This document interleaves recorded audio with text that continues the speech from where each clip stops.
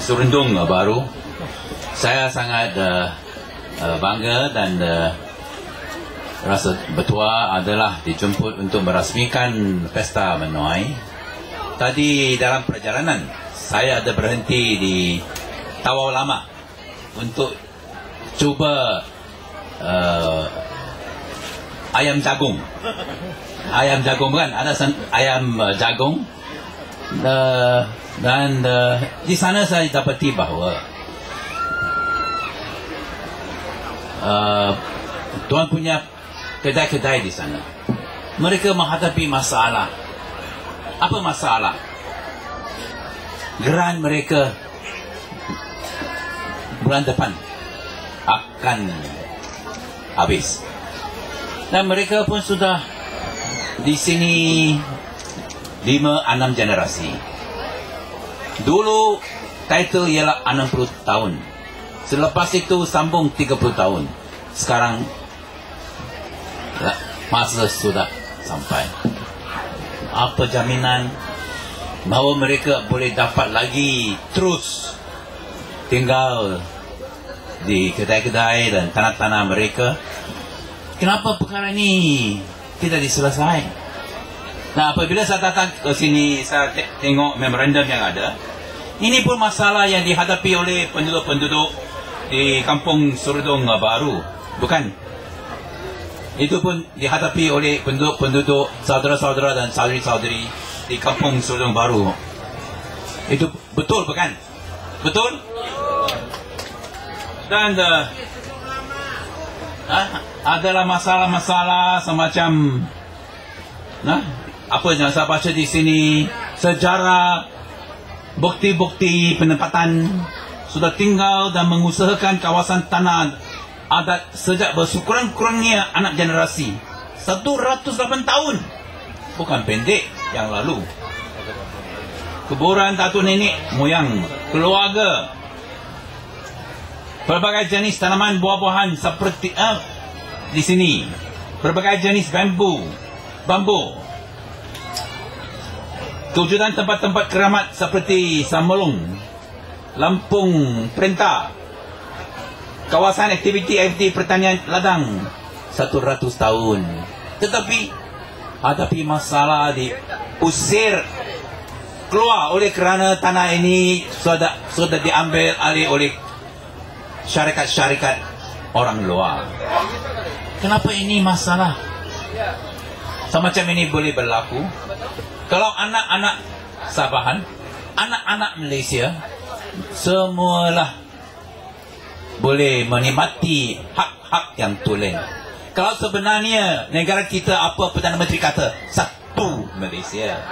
Satu Malaysia bererti bahawa kepada semua rakyat Malaysia, tak kira apa kaum, sama ada Melayu, Cina, India, Kadazan, Dusun, Murut atau Iban, mereka hak-hak mereka sama rata. Tanah mereka tak boleh diganggu, tak boleh dirampas. Hak penduduk-penduduk di kampung ini tak boleh dirampas oleh syarikat-syarikat yang luar. Khasnya apabila dalam Sabah adalah hak NCR. Dari sini saya sokong sepenuhnya tuntutan hak-hak NCR bahawa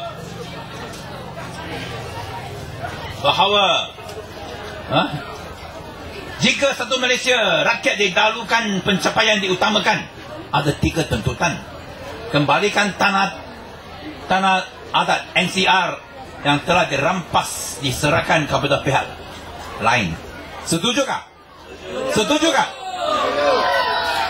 Kedua, iktiraf pemilikan tanah hak adat anak negeri NCR yang iktirafkan. Setujukah? Ketiga, hentikan rampasan ke atas tanah adat sekarang. Mau hentikan. Setujukah?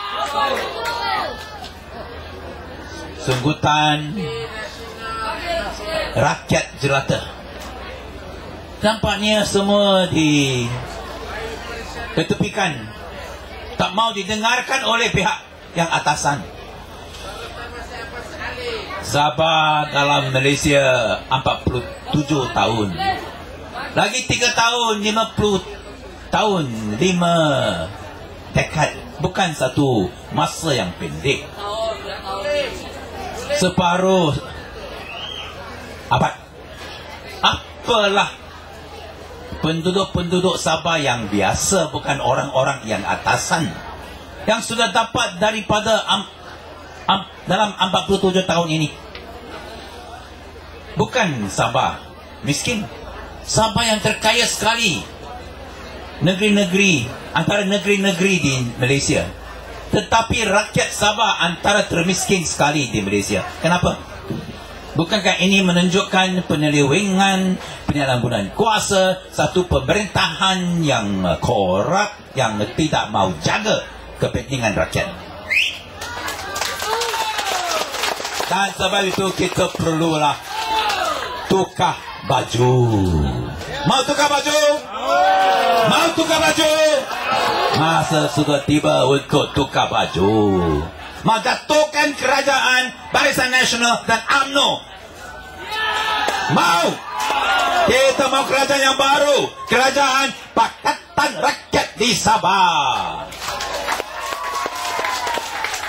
Tetapi kita bukan sahaja mau satu kerajaan baru, satu kerajaan Pakatan Rakyat di Sabah. Kita mau kerajaan baru Pakatan Rakyat di Putrajaya pun. Bersama-sama dua objektif ini kita berjuang untuk mencapai apabila datang pilihan raya besar. Tak lama lagi. Dalam Sabah, satu negeri di mana politik bergelora, nampaknya ada satu cycle di mana setiap 9 tahun adalah tukar kerajaan atau satu peristiwa politik yang penting berlaku. Tahun 67 adalah pilihan raya besar di Sabah yang pertama diadakan. Masa itu kerajaan pertama yang dipilihkan bukan kerajaan yang tidak pilih dulu. Ketua Menteri Donald Stephens, lepas itu dia Tun Fuad, itu sebelum dipilih. Tapi dalam pilihan raya besar Sabah yang pertama 67, Tun Muzaffar menjadi Ketua Menteri. 9 tahun. Di tahun 75 adalah tukar baju.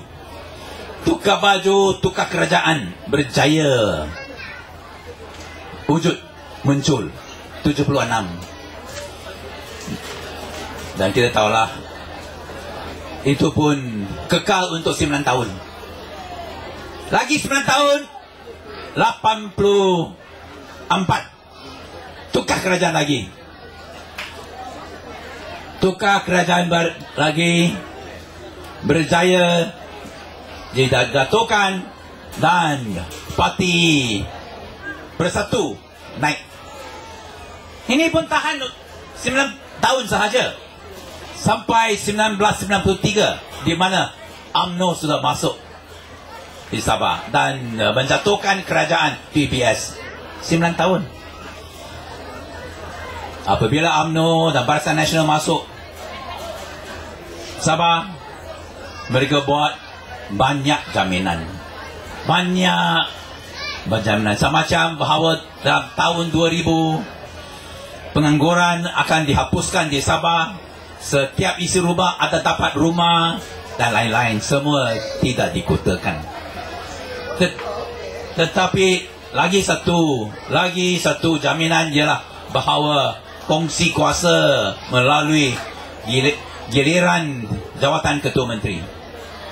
9 tahun selepas tahun 1993 ialah 2002 atau 2003.